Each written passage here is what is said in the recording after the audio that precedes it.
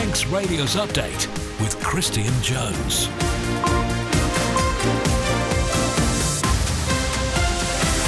Fastamai, good afternoon. It's 5 o'clock on Monday, the 4th of August. I'm Christian Jones, and this is Update.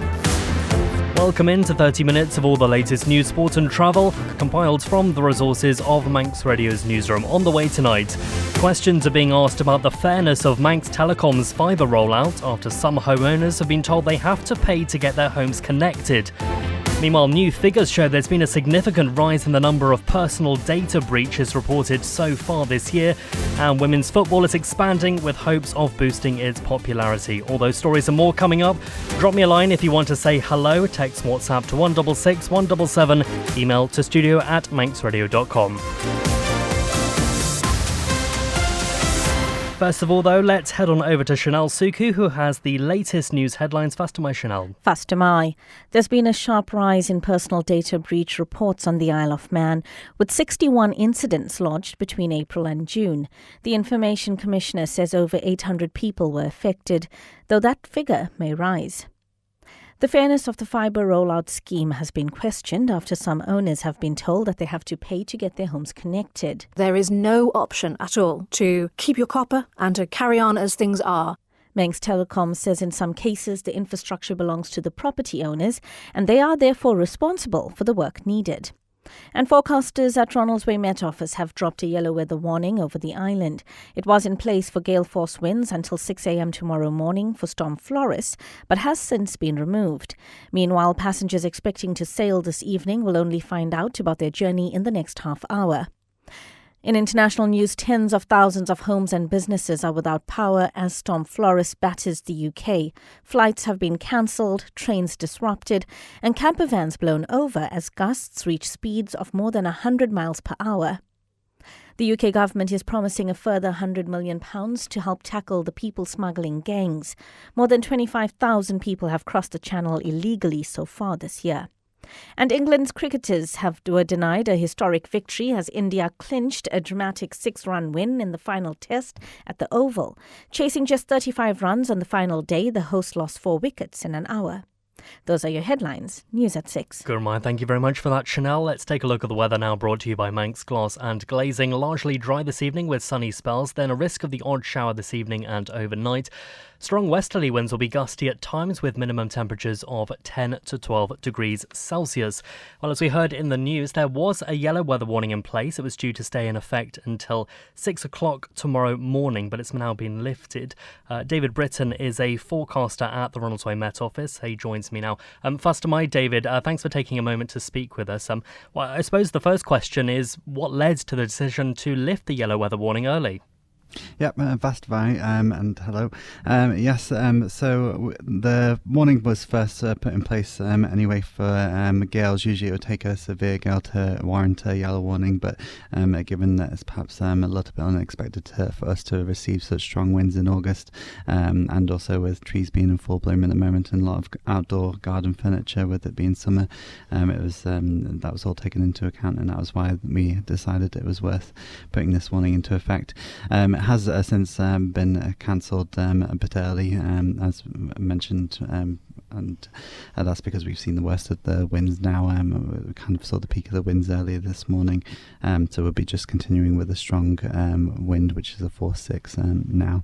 And a named storm in August. I mean, obviously, we're particularly we see particularly poor weather throughout the winter. Having yellow warnings almost every week is not uncommon. But is it strange to see these sorts of warnings and storms at this time of the year? So by comparison, it would seem it because as you said, in autumn and winter we do get a higher amount of storms compared to summer, but they aren't completely uncommon. In fact, last year in August we had Storm Lillian late August, and that brought us a gale force wind to the Isle of Man, and there was a warning out for that last year. Well, I can hear your phone in the background. I'll leave it there. Thanks very much. That was David Britton, forecaster at the Ronaldsway Met Office. Manx Glass and Glazing can supply and install single, double and triple glazing. Call 674 573 or visit the showroom on the Snugborough Trading Estate. Lost your keys? Got locked out? Get in with Kevin's Keys. Your fast, reliable locksmiths 24/7. Homes, cars and bikes, Kevin's Keys do it all. And why not get a spare set cut and chipped just in case? Call Kevin on 287 287. At Begode Cattery, we have been caring for animals for over 50 years. As a cattery, we care for customers' cats and treat them as our own. Contact Begode Cattery on 676 947 or find Begode Cattery on Facebook. SMS Trading. New and second-hand furniture from flat pack to fully built. See our range at 3 St Paul Square, Ramsey. All-island delivery and man-in-a-van service available. Call SMS Trading on 315151 or find SMS Trading on Facebook. Reach the Isle of Man's biggest radio audience with Manx Radio. Airtime, sponsorship and digital opportunities available. For more information on how we can help your business grow its market share, contact the friendly, experienced team on sales at manxradio.com. You're listening to the Isle of Man's quintessential daily news and current affairs roundup. Update on Manx Radio. 6 minutes past 5, the Isle of Man's internet network is currently being upgraded from copper to fibre. It's a massive project that's taking years to complete and costing millions of pounds, but a debate started about who should pay for certain aspects of it. Amy Griffiths has been finding out more.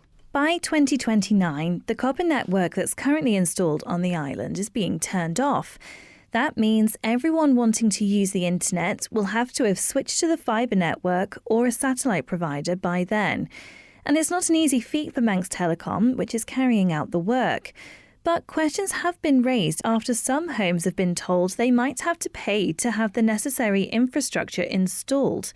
Clarissa lives in Onken and has been explaining her situation. We received this slip through the post warning us that you have to take action and that you have to upgrade your infrastructure and the infrastructure which is owned by Manx Telecom, which is going to your property, in order to upgrade to the fibre. But then on the slip it was telling us that the fibre is mandatory and the copper will be switched off. So there is no option at all to keep your copper and to carry on as things are. You have to go to fibre, which is a more expensive package. Okay, but you also have to pay due to the age of the property, the type of the copper wire, and something technical. You have to pay for them to come and do maintenance on it and replace it. So they said that you can do it yourself and they will provide you with the kit and you can do a little bit of a DIY job, taking it from the roadside or wherever the terminal is inside your property, or you can ask them to do it, which would be a cost of $12.50 a month for 24 months, so £300 on top of your usual very expensive package, which is also increasing anyway. Or you could hire somebody external to come and do it. But the fact that some people on the island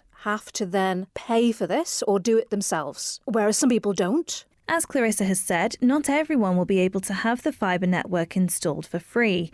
But Manx Telecom's Chief Technical Officer Hugo Van Zyl and CEO Gary Lamb say it's all to do with how old your home is, where it was built and how. Because of the fact that the duct only goes to the wall, for example, of the premises, there's not ducting from that wall or from the curtilage to the house. And that actually then requires the customer to make provision for that. And we can think about that somewhat similar to a water deployment where the water pipes that goes to the house is on the owner's property and their responsibility. And in the same way, you can think about that as the ducting from the curtilage to the home. We need some kind of a ducting to get to the house that we can then push the fibre through and make that final connection. Amy Griffiths with that report, and you can hear it in full and find a statement from Cura, which is the communications regulator, over at manxradio.com. From April to June, the number of full-time employees decreased by 32 from 7,842 to 7,810. That's in the public sector workforce. The figures published by the Operational Performance Board show the first reduction across the public service since June 2023. However, employment in frontline jobs like Manx Care and the Isle of Man Constabulary increased. The chair of the Public Services Commission, Rob Callister, says the decrease within government's workforce is a positive move and provides transparency to Isle of Man residents. We have to reduce the overall number of people that works within the Manx government. And one of the other things the latest report is showing us that we've actually reduced the number of vacancies in this latest report by 438 vacancies or full-time equivalents in the last quarter. So it really is just really fully evaluating every single vacancies. We've gone through a cleansing process to make those vacancies are absolutely right, and they're just not repeating. Some of them have been well over a year advertised. So we've had a full cleansing, we've reviewed all them, and now what we're looking at is going through this recruitment control framework to make sure we get the skills, make sure we get the professional civil servants that we need. Any idea what's that number that we require in terms of government staff? Well, we know at the moment, towards the end of June, the figure was 7,810. But we have a number of vacancies, and those vacancies fluctuate. At some point, we do need to be honest with the Manx public about saying this is the number of staff that we need to run all of the services that people expect on the island. But then at that point, using new technologies that's coming through to see if we can actually reduce the workforce on the Isle of Man in the future. Rob Callister, the chair of the Public Services Commission, speaking to Chanel Suku there. You're listening to the Isle of Man's quintessential daily news and current affairs roundup. Update on Manx Radio. 11 minutes past 5. Ketamine is becoming a problem on the Isle of Man, and a reclassification of the drug could lead to a need for an increase in the island's prison capacity, a court has heard. Deemster Graham Cook raised concerns about an increase in offences involving the powerful tranquiliser while sentencing a 24-year-old man. Reporting now is Sean Cowper. Alexander Kinraid was caught with thousands of pounds worth of ketamine stashed in a black bin bag between two fence posts in his back garden, BBC Isle of Man reports. Deemster Cook said he should thank his lucky stars ketamine was still a Class B drug, as he would have been facing several years in prison had it been reclassified. The Deemster made the comments amid a review in England of the drug's classification, which could see it become a Class A, something he said the island would likely follow. Douglas Courthouse heard police had searched Kinraid's home on Capel Road in Douglas and found 2 wraps of cannabis and some cash in his jacket pockets. A further £1,940 was found in his bedroom, while a search of the garden using sniffer dogs uncovered drug paraphernalia in the shed and the black bin bag containing the 2 drugs hidden in the fence. Prosecutors told the court there were 4 separate wraps in it, with the largest being ketamine, with a street value of £5,572. Messages on the 24-year-old's phone showed evidence of dealing both drugs between September and December.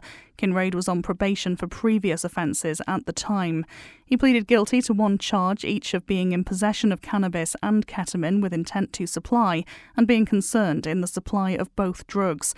The 24-year-old was sentenced to 2 years in prison, suspended for 2 years, along with a supervision order covering the same period.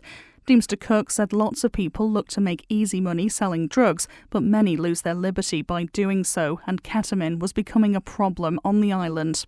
At the conclusion of the hearing, both the defence and prosecution advocates pointed out that a reclassification of the drug could see a need for more capacity at the Isle of Man prison if the rise in ketamine offences continues. A Peel family is trying to raise money to get life-saving treatment for their French bulldog pup. Belle was rescued by Danielle Sloan and her family last week from the UK, but almost immediately they noticed she was having difficulty breathing, a common issue with this type of dog and other flat-faced breeds. After a visit to the vet, they were informed that Belle's larynx will collapse and that she needs surgery. This is my daily sound. This is the dogs playing. The noisy one you can hear is our Belle. The owner basically thought her breathing was normal. As time's gone by, it's just gotten worse. She spent 12 hours in our care, and I thought something not quite right here. You know, she's really struggling to breathe. She's vomiting after every feed. She stops breathing sometimes. You can see her belly and her chest trying to breathe, but if she's like in a certain position, there's literally no air getting in and she has to gasp and move. Her nostrils are almost closed, so she can't have the normal close her mouth and just breathe through her nose. She walks around constantly with things in her mouth to keep her mouth open. I think it's just it helps her breathe, I think. But the vet did say, you know, she's at that stage where she is very, very collapsed in there. Luckily, she's not got the wheeze yet, which is to do with the larynx.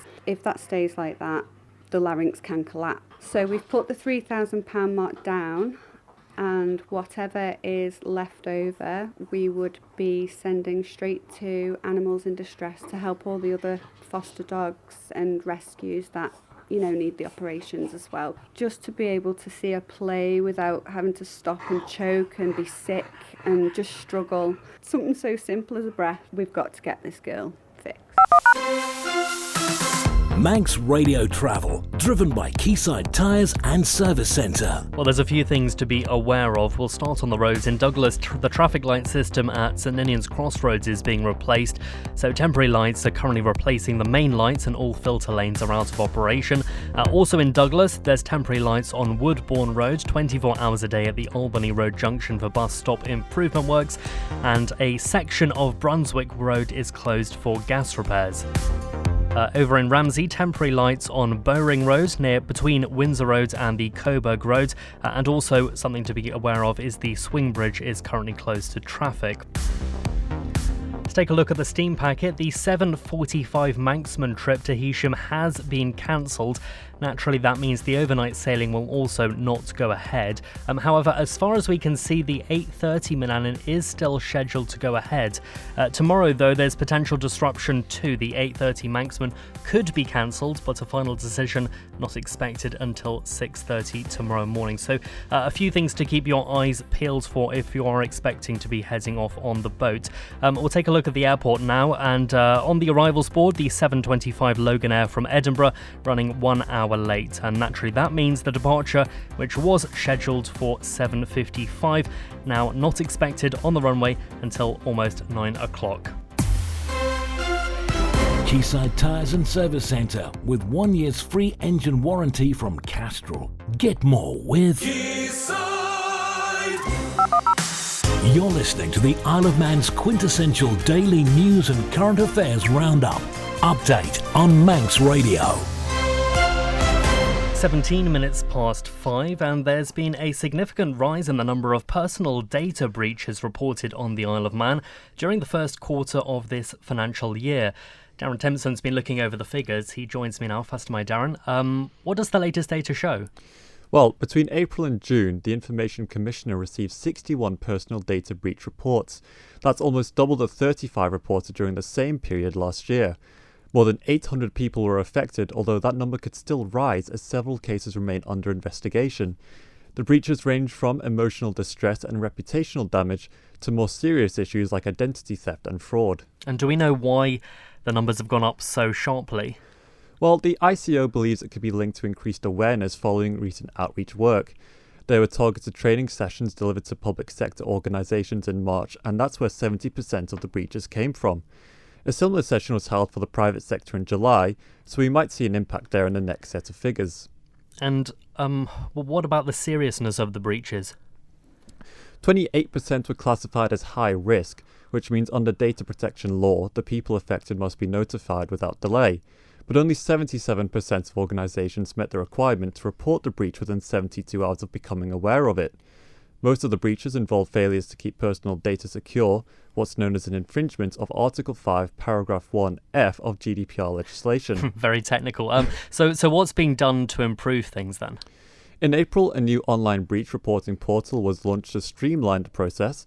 The Commissioner says it's still finding its feet, but they're welcoming feedback to help improve the system. Over the past 3 years, the numbers have fluctuated, 55 in 2022, rising to 90 the year after, and then falling to 35.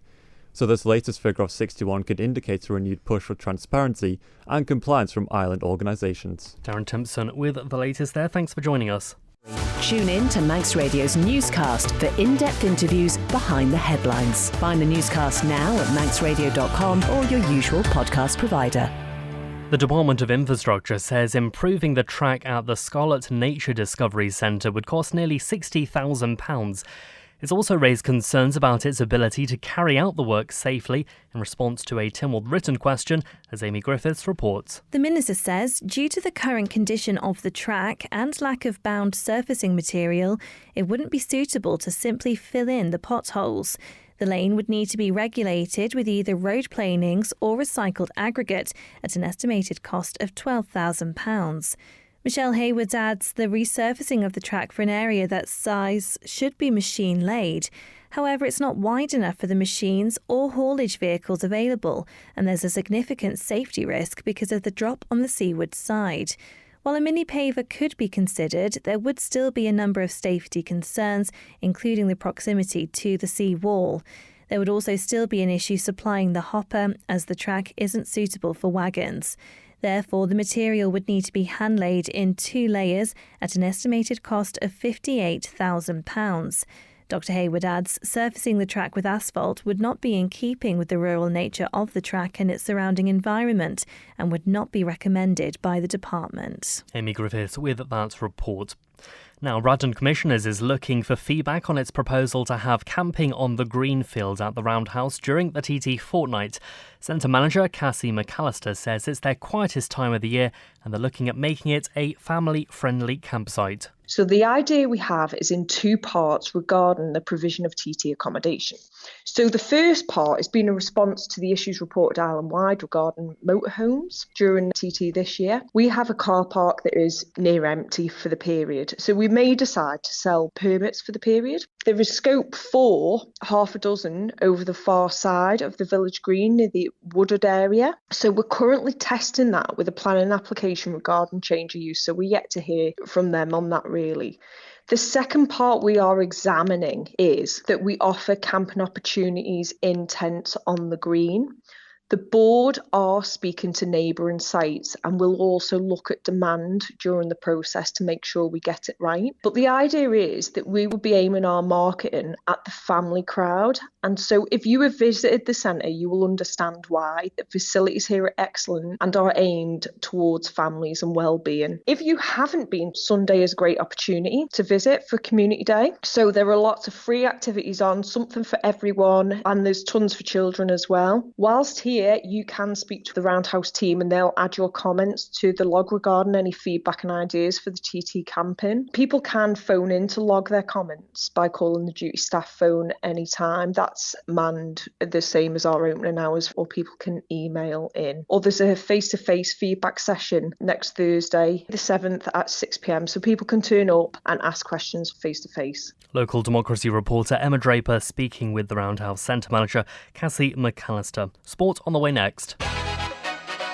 Hello, this is Andy Wint, Infrastructure Minister, and Russian MHK Michelle Hayward's next on Man in Line. The DOI is in charge of vital aspects of island life: bus, vanning, the airport, the harbours, including the Liverpool landing stage, the railways, trams and those horse tram tracks, the risk of flood, maintenance of highways and the proposed 20-mile-per-hour speed limit. Talk to Minister for Infrastructure Michelle Hayward MHK on Man in Line tomorrow at midday on smart devices, on air, online, on Manx Radio.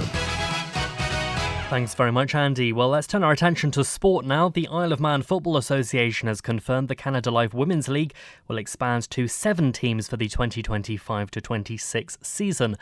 Acknowledging that this could be a positive boost for the women's game locally, FA President Tony Mepham explains some of the other changes coming for the female competitions. Through the hard work over the last sort of year, but certainly this year, Jamie Lee Ferns has confirmed that 2 extra clubs have actually come into the senior women's setup, which is brilliant. They've been in it before, that's Union Mills, and you can't sort of forget Russian as well, because they had a really strong team. So all the hard work by the 2 clubs, Russian and Union Mills, has come to fruition. We've sort of penned the dates for the fixtures, which now Jamie Lee's happy with them. The Floodlit Cup that we had last year that we experimented with, 11 aside if you remember for Corinthians Peel, and the rest played 7 aside. We're going back to 11 aside for the 7 teams. So a lot of football for them. The season doesn't finish until mid-May, but it's great to see 2 new teams coming in. 2 new teams coming in, so that means more matches, more in the competition, something that we've debated heavily at times over the last couple of years, in which direction's it going. But in your opinion, how positive a step is this to have 2 more teams coming into the system? It's superb, because when when you look at the junior teams, there's an awful lot of young players coming through. What we need to do is to be able to retain them when they sort of reach that 16, 18-year-old bracket. Now, we know there's a little bit of a drop-off from the sort of when the 15, 16s, because there's no actual sort of girls football for 15, 16-year-old players. But once they're 16, they can play senior football. There's nothing we can do about that. We can't change it, the FA. It's ruled by the English setup, and we have to abide by it. But there's still opportunities for them to play mixed football, and there's some real quality players. Some of those young players that have come through, Pippa Wallace being one of them, Rosabelle Cardy, Millie Dawson, 3. They're like 16, 17 years of age, and to play like they do just is credit to their club's coaching and credit to the coaching at the academy, and a credit to themselves for just really having a go, and sort of now they can step into senior football and improve even more. Isle of Man Football Association President Tony Mepham speaking to Rob Pritchard there. Well, let's stay with sport and we'll say hello to sports editor Rob Pritchard in person. First to my Rob. First to my Christian. First off tonight, Isle of Man cyclist Cameron Hounsell has claimed a second medal at this year's National Youth and Junior Track Championships. The Team RL360 Isle of Man competitor claimed bronze alongside Jake Bird and Elijah Storty in the Open Youth Team Sprint at the National Cycling Centre in Manchester on the 1st of August.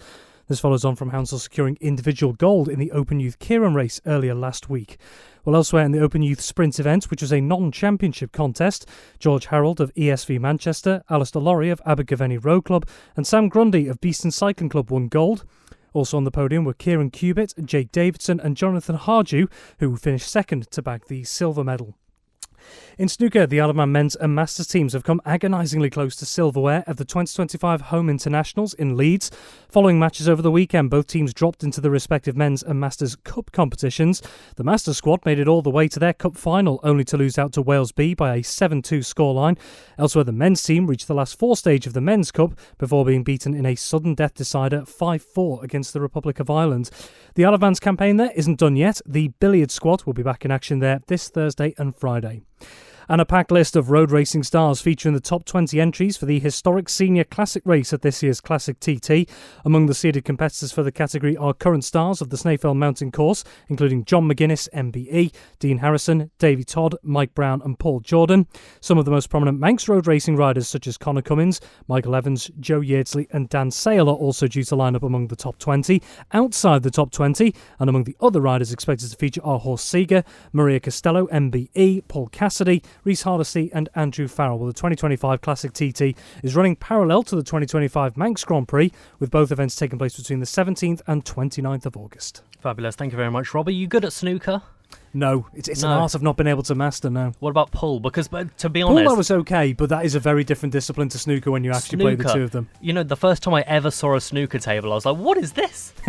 This is a conference table. Well, that is it for Update this evening. Thanks very much to newsreader Chanel Suku. Stick around, Phil Gorn is up next with Agenda. He's followed by Chris Kinley. Time for Brass with Ian Cottier underway from 9 o'clock. And then, of course, Dave Moore has After Hours at 10 o'clock. I'm back with you tomorrow, so until then, take care. Bye-bye for now.